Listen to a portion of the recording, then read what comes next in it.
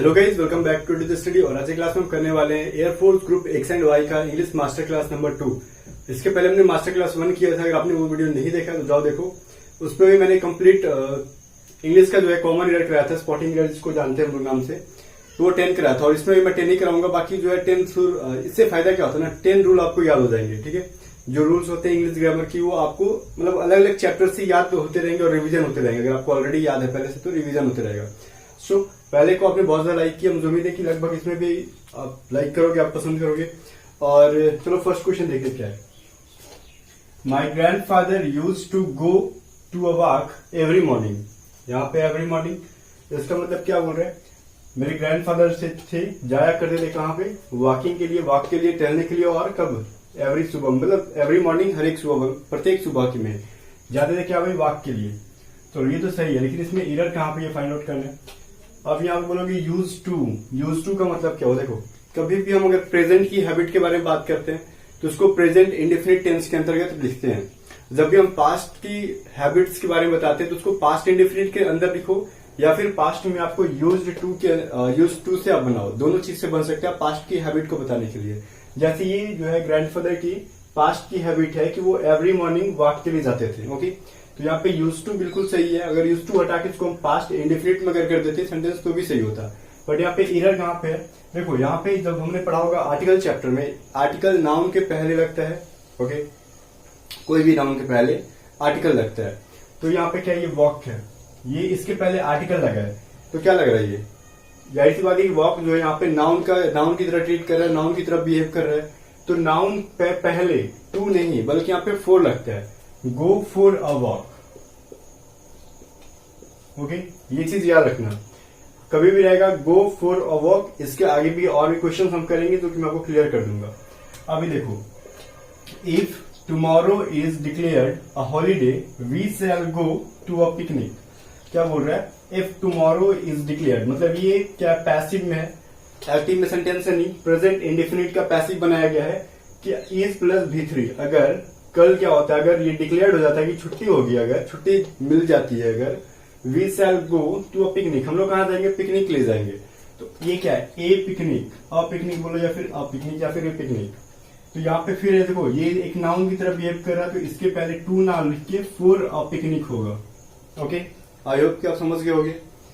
अभी देखो question number 3 क्या है, the families are living in Gulmohar Park for the last 2 decades.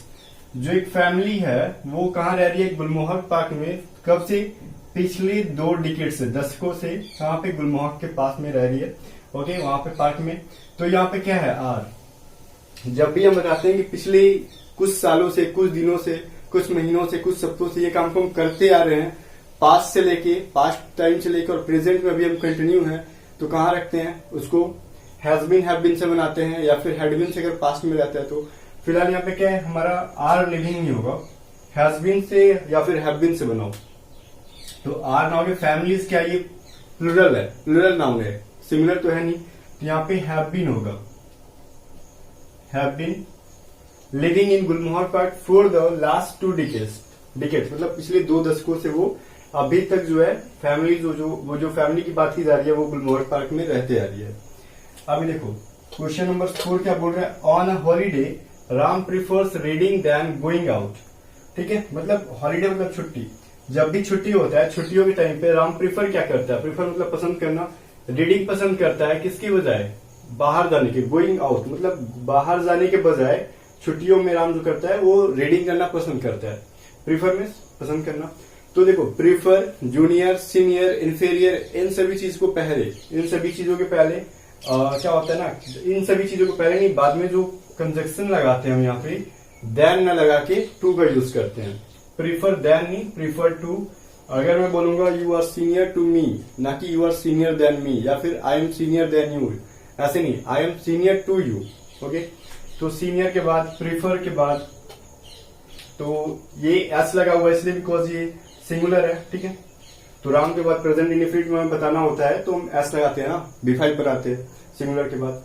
सो अभी देखो, आई होप की क्वेश्चन समझ में आ गया होगा। रूल ही है, प्रीफर लिख लो, इंफीरियर, सीनियर, जूनियर, ये सब चीजों के बाद टू लगाना है आपको, देन कभी नहीं यूज करना। एग्जाम में हमेशा देन ही करके देगा, देन या फिर THEN वाला देन दे देगा।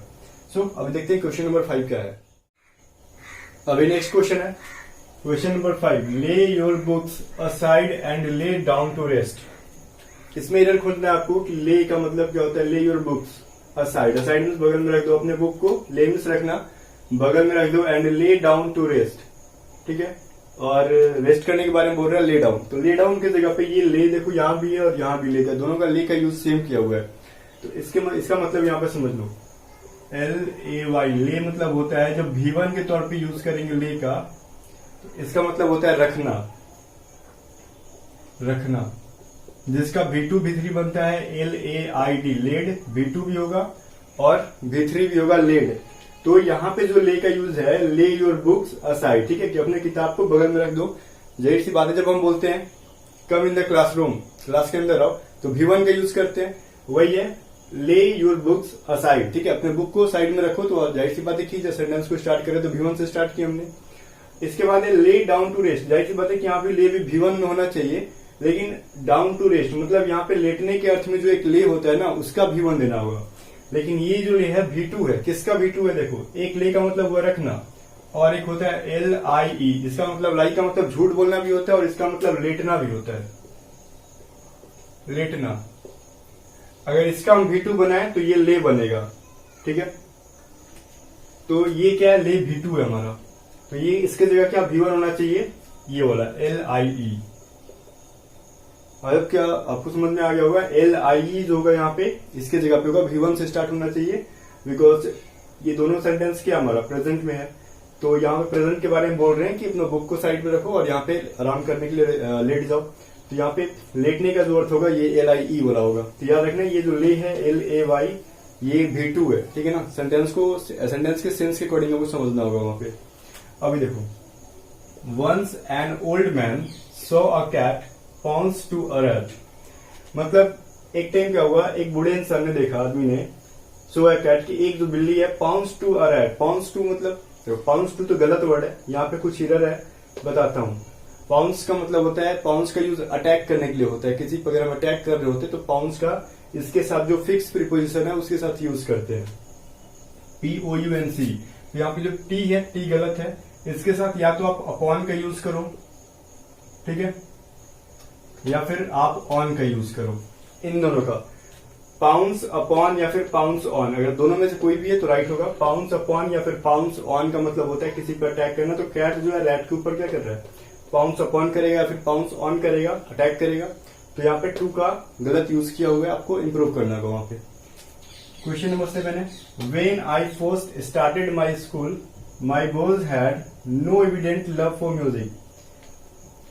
जब कोई इंसान बोल रहा है कि मैं जब अपनी क्लास को मैंने स्टार्ट किया था, स्कूल को मैंने जब स्टार्ट किया था, अपने बारे में बोल रहे हैं। My boys had no evident love for music, मतलब उनकी जो बॉयज थे, जाहिर सी बात है कि क्लासरूम में जब आप स्कूल स्टार्ट करोगे तो उन बॉयज को हम बॉयज करके नहीं बोलते हैं, क्या बोलते हैं, विद्यार्थी को इंग्लिश में स्टूडेंट्स बोलते हैं।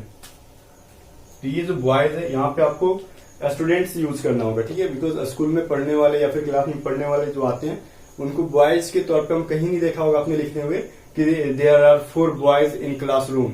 तो इसका मतलब आप जेंडर क्लियर कर रहे हो ना, तो वो स्टूडेंट के अंदर थोड़ी है, तो बॉयज के साथ गर्ल्स भी हुआ। तो यहाँ पे आपको माई बॉयज मतलब क्या हुआ, यहाँ पे माई स्टूडेंट्स होना चाहिए था, क्योंकि यहाँ पे जेंडर नहीं बोल रहा है कि माई बॉयज एंड गर्ल्स, नहीं ना, इससे साफ साफ पता चल रहा है कि स्टूडेंट्स के बारे में बात हो रहा है। तो यहाँ पे इसका सेंस क्या आना चाहिए, स्टूडेंट्स का। तो ये एरर आपको समझना होगा, बट ये एफकैट के क्वेश्चन था तो आप समझना है इसको, स्टूडेंट्स होगा यहाँ पे। एफकैट एग्जाम में आया हुआ क्वेश्चन है ये। क्वेश्चन नंबर 8 के, at least of 3% of those who applied will be selected. मतलब एट लीस्ट मतलब क्या होता है, कम से कम। 3% ऑफ दोज मतलब वो लोग जो लोगों के बारे में बात की, जरा आगे जानेंगे हम लोग, उसमें से 3% कम से come who applied will be selected, मतलब दोज हु अप्लाइड, जिन लोगों ने अप्लाई किया उसमें से 3% लोग जो है सिलेक्टेड हो ही जाएंगे। ओके, तो यहाँ पे जो एटलीस्ट के बाद ऑफ है ये गलत है, फालतू का यूज किया होगा, इसको omit करो, डिलीट कर दो इसको। एटलीस्ट ऑफ नहीं, एटलीस्ट 3% ऑफ दोज, मतलब 3% के बाद ऑफ लगेगा, ताकि उन सभी में से 3% को निकालने के लिए, ठीक है ना, उन सभी जितने कैंडिडेट्स अप्लाई किए उन सभी में से 3% को निकालने के लिए ऑफ का यूज हमने किया है, ठीक है।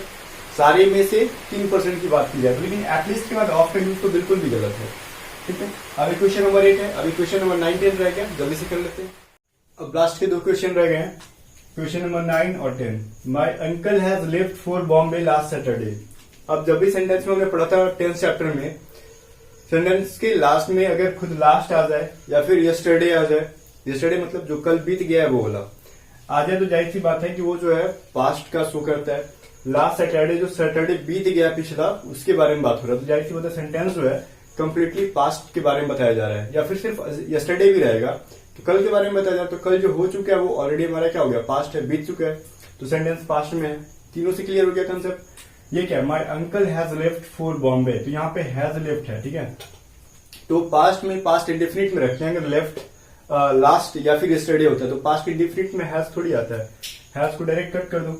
और इसका मतलब क्या निकलेगा ये भी समझो, my uncle left for Bombay last Saturday, इसका मतलब सोच रहे होगे आप लोग कि बॉम्बे से वो निकल गया, लेकिन ऐसा कुछ नहीं है। फॉर बॉम्बे है, ये बॉम्बे के लिए निकल गए। ठीक है, बॉम्बे के लिए रवाना हो गए, मुंबई के लिए रवाना हो गए लास्ट सैटरडे को। ऐसा नहीं है कि बॉम्बे से कहीं और निकल गए। ठीक है, जब भी फॉर आया तो जाहिर सी बात है कि बॉम्बे के लिए, फ्रॉम आता तो होता ना कि बॉम्बे से कहीं बाहर निकल गए। ओके, कॉन्सेप्ट क्लियर होगा।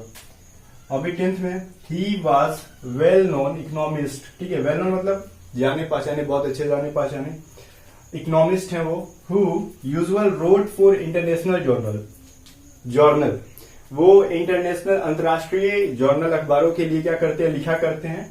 बहुत जाने पहचाने, बहुत बढ़िया इकोनॉमिस्ट हैं वो।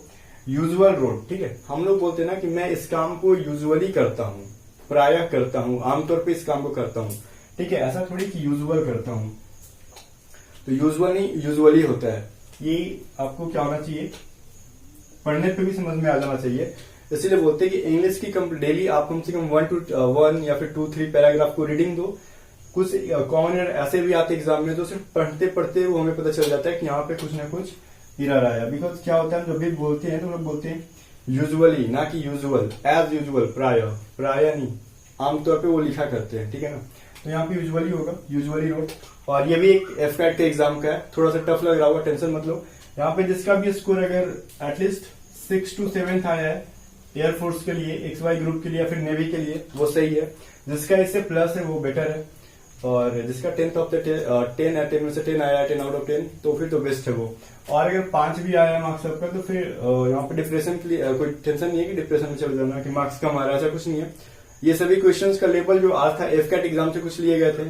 ठीक है, कुछ CDS से भी उठा लिए गए थे, सो इसमें से कोई प्रॉब्लम की बात नहीं है। आपके एयरफोर्स के लिए कुछ ही क्वेश्चन थे, बट सारे के सारे अगर ऐसे क्वेश्चन को हम प्रैक्टिस करते रहे तो टफ लेवल का एग्जाम की प्रिपरेशन करो, बाकी नीचे का एग्जाम ऑलरेडी क्लियर हो जाएगा। ओके, सो मिलते हैं इवनिंग में आपको रीजनिंग का मास्टर क्लास के साथ, तब तक के लिए गुड बाय।